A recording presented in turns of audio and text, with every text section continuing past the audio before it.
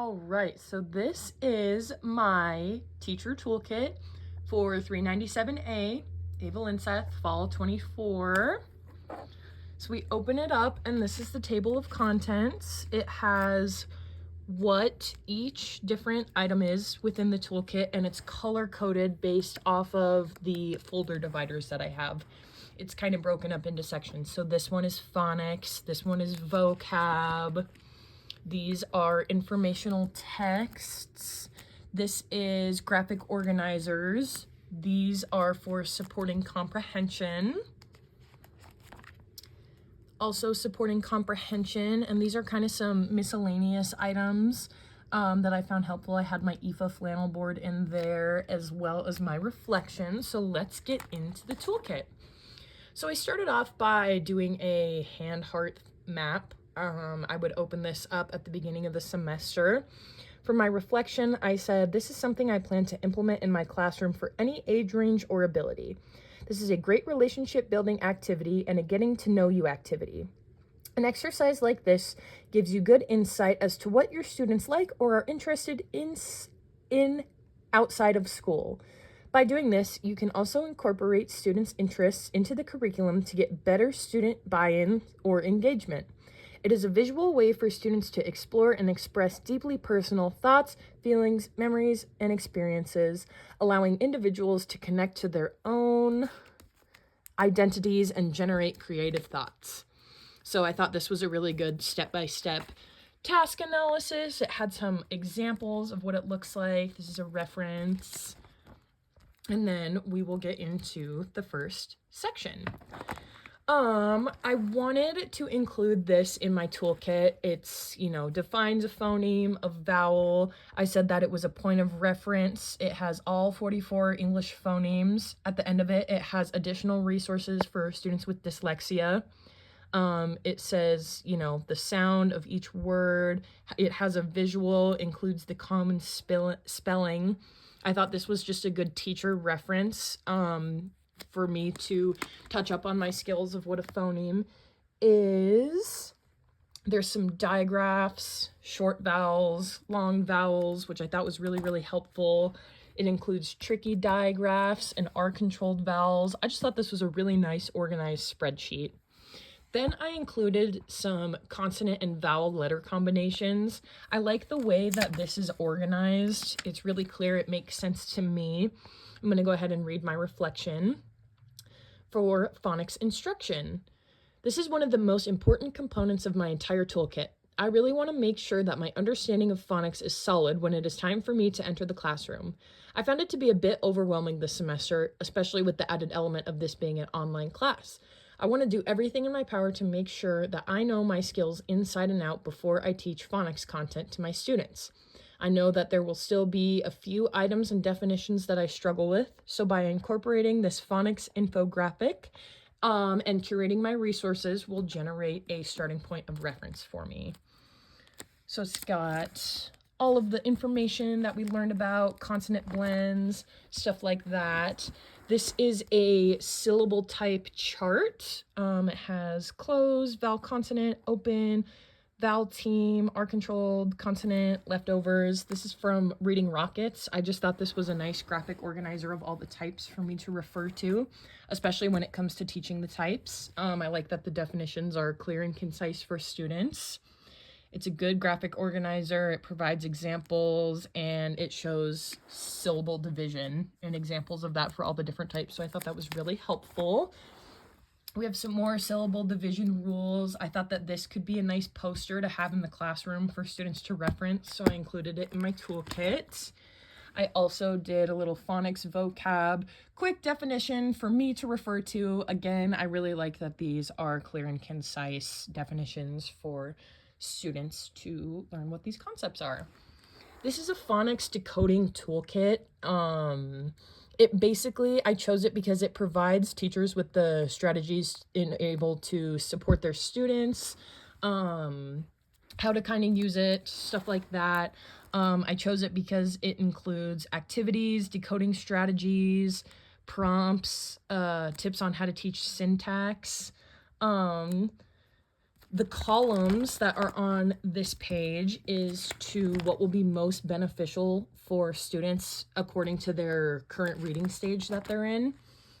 This was a step-by-step prompting how-to for decoding. I thought that was helpful. It's a good graphic organizer for instructors to reference. This is the strategy. Oops, didn't mean to unclick that. I gotta set it down for a second. Little technical difficulty. Yeah, so this just has, you know, strategies related, prompts, the description, the way that the teacher can introduce the concept. So I thought that was really, really, really helpful. Again, that's why I included it in the toolkit.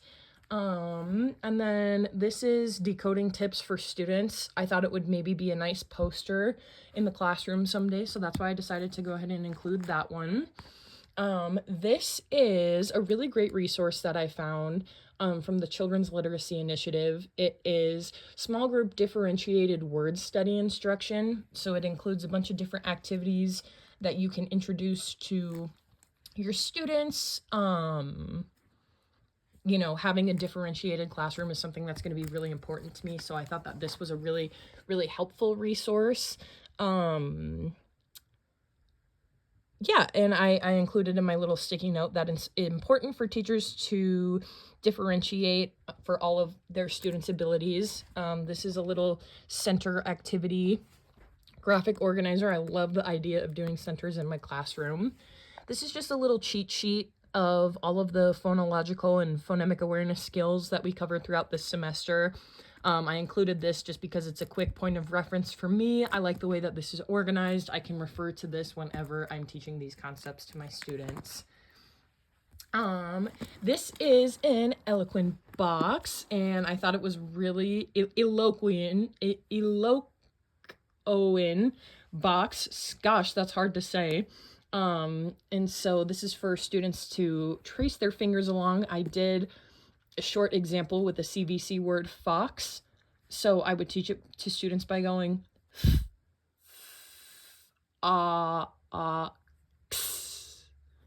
fox. And then I provided just a blank one for an example in case I need to make any copies. I incorporated my lesson plan 3 because it was for supporting phonics. I was really proud of this lesson. It had good activities, a lot of great graphic organizer. I wanted to make sure to include it because it modeled how to show guided practice, direct instruction, and shared practice, as well as modeling. So I will just go ahead and flip through that really quick. And then this is the activity I had for the students in this assignment. Front to back, they cut these out and then they have to match them together. Again, with that short A being the focus of the lesson. This is the warm-up I Spy activity, so students will have to tell me what they see. I would probably cut them out and laminate them. This is another phonics instruction, quick overview. Again, it's going to be really good for me to refer to these. I chose this one because it takes into consideration English language learners and strategies to help teach phonics to them. It has the difference between explicit and systematic instruction, which is good. As a special education teacher, I will always need to know what type of instruction is best needed for my students. So I thought that was a great reminder. It has the difference between analytic and synthetic approaches, as well as the gradual release approach, which again is just really good for teaching and supporting phonics instruction. This is a little example of what not to do for students, which is helpful because I feel like teachers have a tendency to for example, do worksheets, stuff like that. This is a great resource for keeping phonics instruction fresh and make it not be stale. Again, it helps me review and understand components of phonics, as well as what approaches work best, and it had some resources on it, so I thought that was really great. This is a blending activity for students to do. I would use this type of format in my own class, just some CVC words, k, at, cat, and then they would have to cut and paste this in the little blank area. I have a couple pages. I thought this would be a really great activity for students to do, so I incorporated it in my toolkit. Now we're going to move on to the vocab section of the toolkit. This is an example of what a somatic gradient is. It's a tool to broaden and deepen children's understanding of related words. It can vary in degree. Students learn a lot of vocab using somatic gradients. I just thought this is a great way that teachers can teach vocab, to upper elementary or middle school or even high school. So I thought that was really great, so that's why I incorporated that. These are the tiers of vocabulary for English language learners.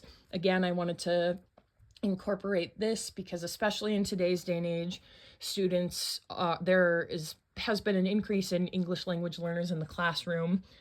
So if that is me one day, I am prepared. I'll know what I can refer to. So I thought that was really, really great because we covered a lot of vocabulary within English language learners. This is the Freyer model.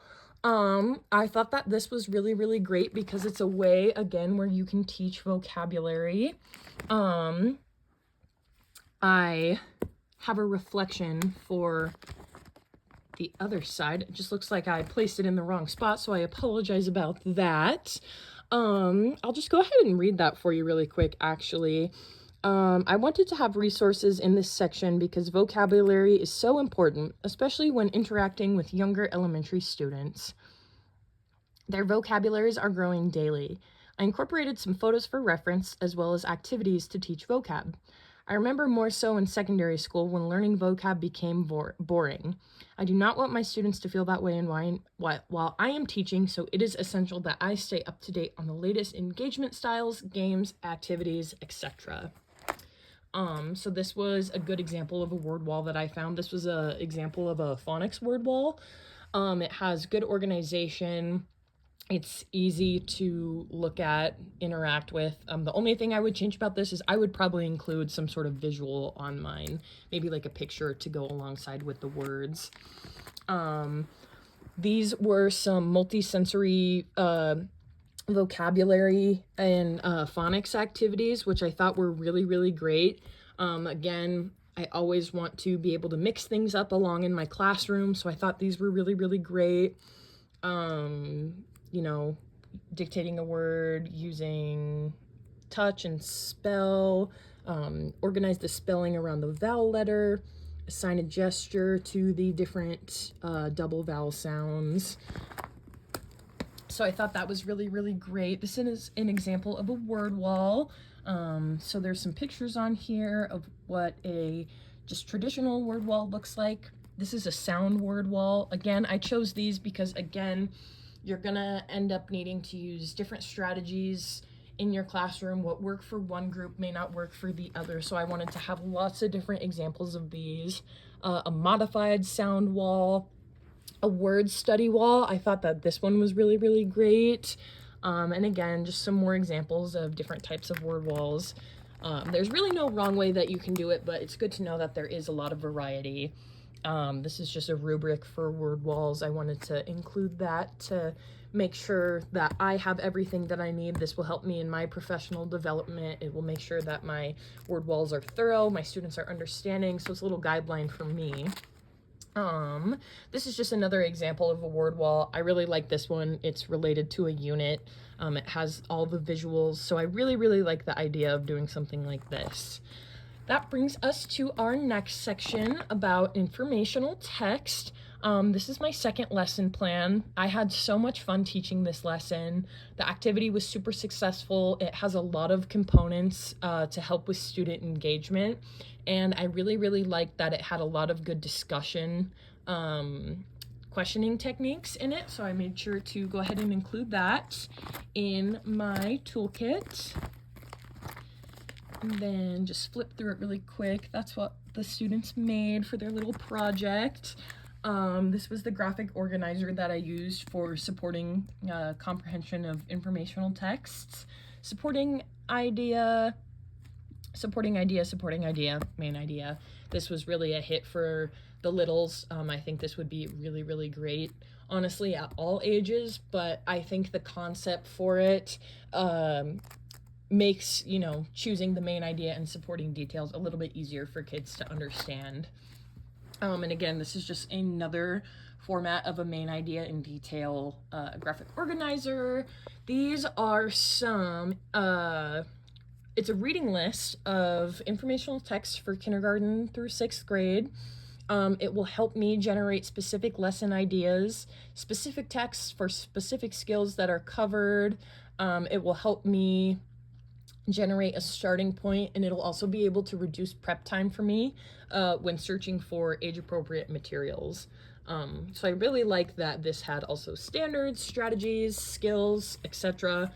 It's pretty long, but I just really liked how it was organized because it has the suggested texts for the different strategies. So I thought that was really, really important to incorporate main idea and summary, relationships, vocab, text features and text structures, point of view, text and illustration, compare and contrast, author's point with reasonings, text complexity, more text complexity, exemplar texts.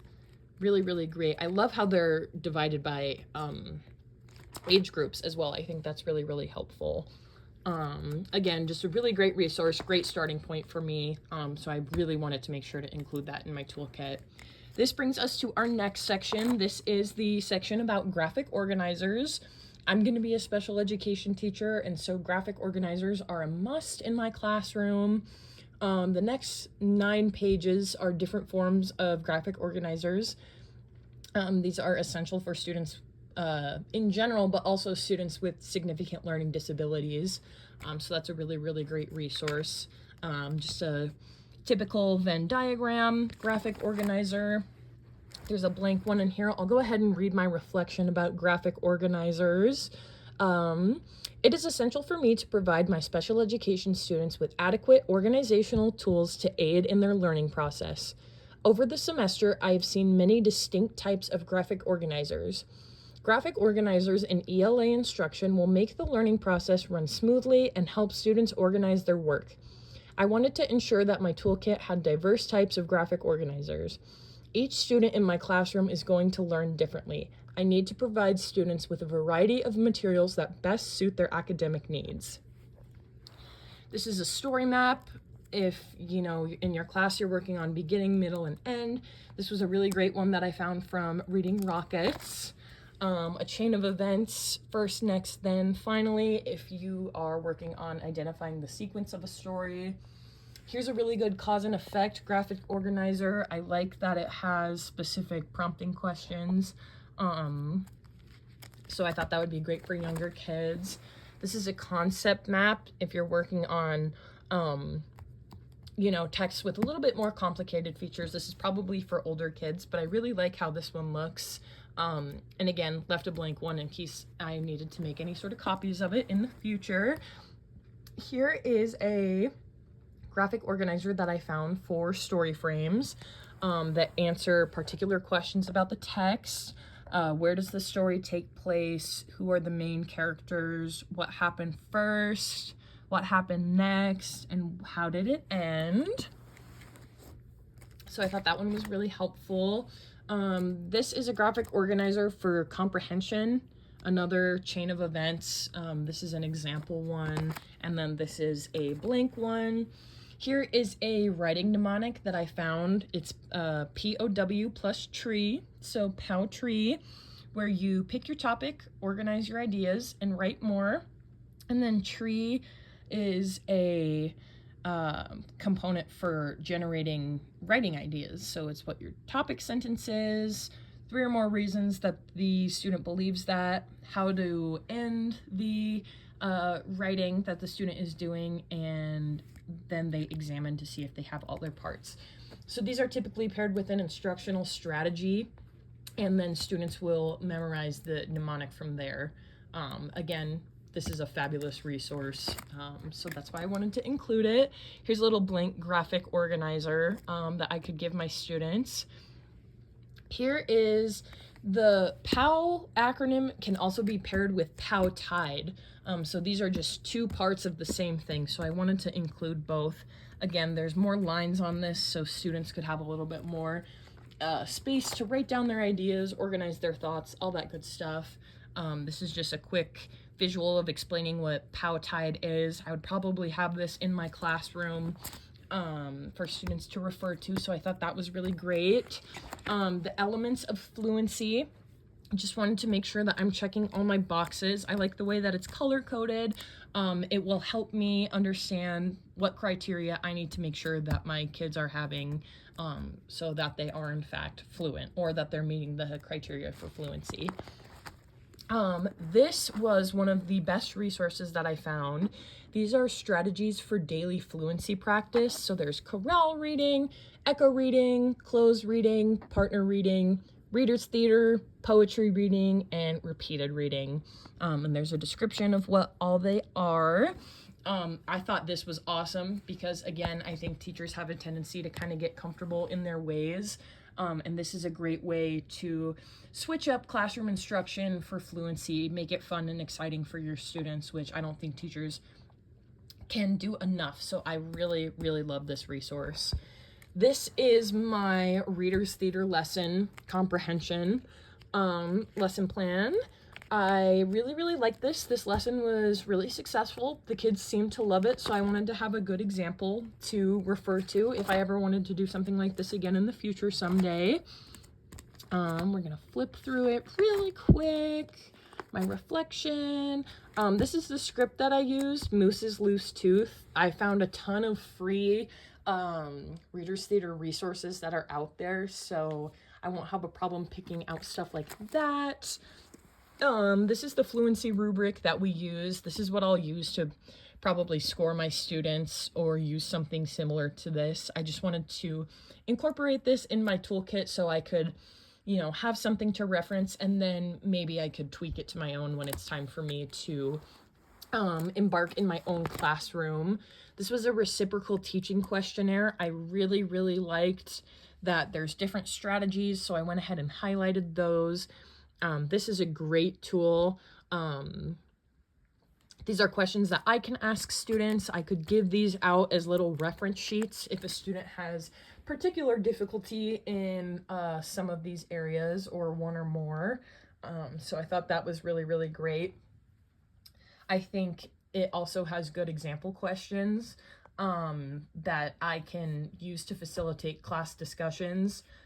Make sure that, you know, again, they're not getting stale, make sure that I'm constantly changing things, finding what works best for my students, and so on. This is a little worksheet that students could do, especially if we're doing some prediction making. That was really, really great. I just wanted to have a blank one for reference because I really like the way that this is set up, and I think that this could be really helpful when it is time for me to enter the classroom. This brings us to our next section. This is just a little story mapping graphic organizer. I think that this would be good, especially for me and my special education students, because it's just choosing words, but it is also, again, working on the events of the story. So I thought that this was really, really helpful. I would love to see how this is used in the classroom. I would definitely have to model it a couple of times, but I've never seen something done like this before, so that's why I wanted to include it in my toolkit. 5W questionnaire: who, what, when, where, why.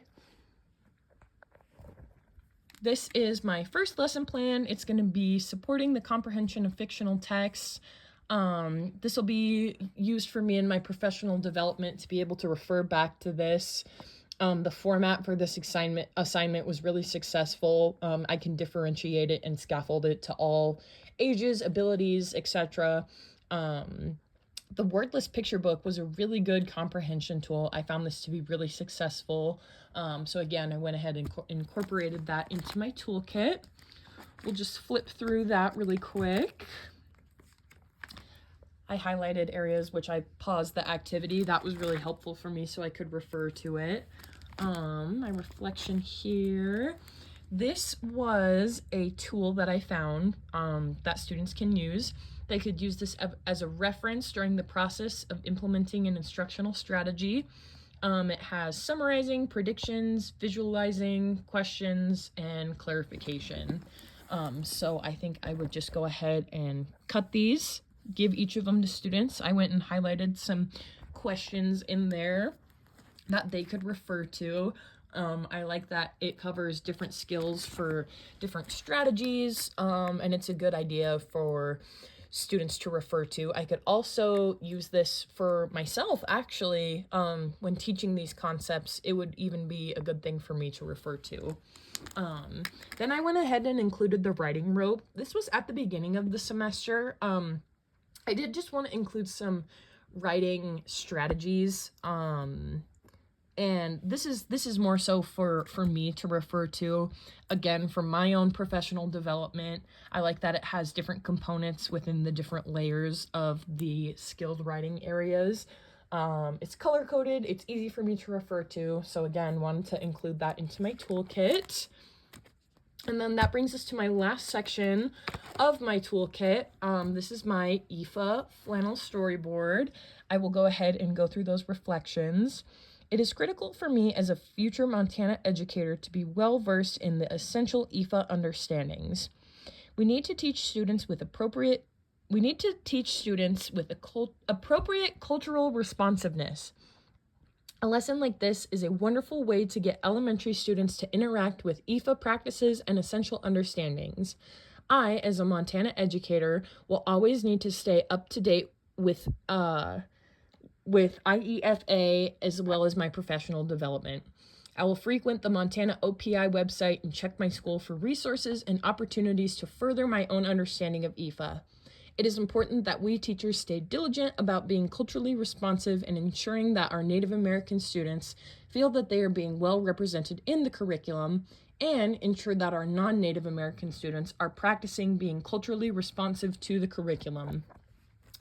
So this was my fictional story that I went ahead and wrote, and this was my reflection on this experience. Wanted to incorporate that just so that I can remember why we do things like this. It related to the component of oral storytelling and oral language development. So went ahead and included that in my toolkit. This was the Montana Native Plants and Early Peoples. This is a good strategy or tool, I guess, for me to reference because it has really good information about all the different plants and the different Montana tribes that use them. Super, super helpful. Love this resource. Went and included it in here. This was an example of what my storyboard looked like, so I could do something again like this in my own classroom. I would probably make mine a little bit bigger next time, even though I did do the assignment requirements, the 10 by 10. I think it would be a little bit helpful if it was bigger for students. And then this is my reflection, and I will individually submit that document, why doing an assignment like this is important.